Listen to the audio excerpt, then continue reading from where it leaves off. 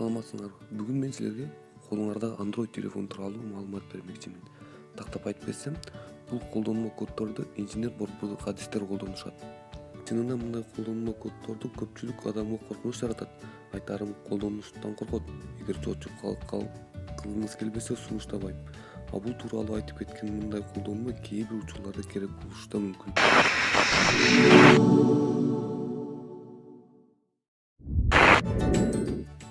Бул колдонмонун коркунучтуу эле жери жок.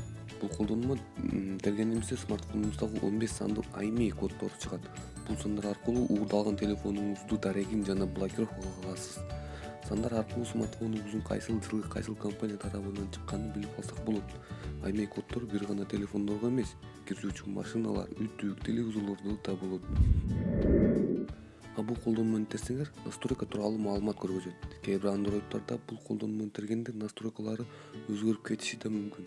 Эгер мындай кодду унутуп калбайын деп телефонуңуздун контагына сактасаңыз, анда иштебеши анык.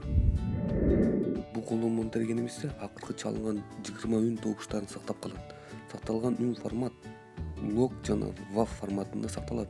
Сакталган үн добуштарын кезектеги папка дарегинен таба аласыз.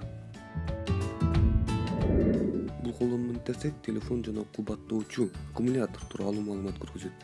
Биринчи эле тергенибизде телефондун терезесине кезектеги меню чыгат. Телефон тууралуу маалымат, аккумулятор тууралуу маалымат, аккумулятордун статистикасы жана колдонуу статистикасын көргөзөт. Бул колдонмо смартфонуңуздун заводской настройкасына кайтарат.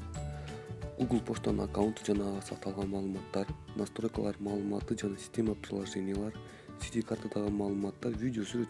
Бул кодду коркпостон терсеңиз болот, себеби бул колдонмону тергениңизде тастап кетүүчү жөнүндө да терезеси ачылат. Бул колдонмо кээ бир учурларда аябай керек болуп калат. Бирок бул колдонмону иштетердин алдын аябай ойлонуп көрүү керек. Себеби бул колдонмону тергениңизде смартфонду бүтүндөй эски абалына кайтат. Бул дегеним, смартфонуңуз сиз сактаган бардык маалыматтар өчөт. Видео, сүрөт, музыка, приложениялар. Кокус терип алчу болсоңуз, тезинен батарейканы алып салышыңыз керек. Жана өчүп кеткен маалыматтарды компьютер жардамы менен абалга кайтарасыз. Бул колдонмо смартфонуңуздагы камерасы тууралуу кезектеги менюларды көргөзөт. Камераны жаңылап прошивкалоо. Камераны жаңылап прошивкалоо дегеним, бул эскертип кетсем, бул нерсени тандабай койгонуңуз оң. Себеби жаңыдан прошивка кылбастан эле камераңызды бүтүндөй иштебей калышы да мүмкүн.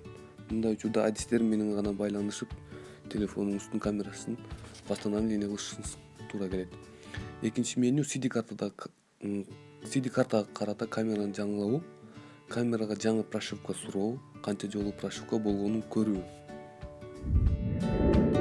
А бул колдонмо телефонуңуздагы бар маалыматты бүтүндөй көчүрүп алат. Көчүрүп алынган маалыматты кайрадан орнотуу жолун дагы бир башка видеомду көргөзүп кетем.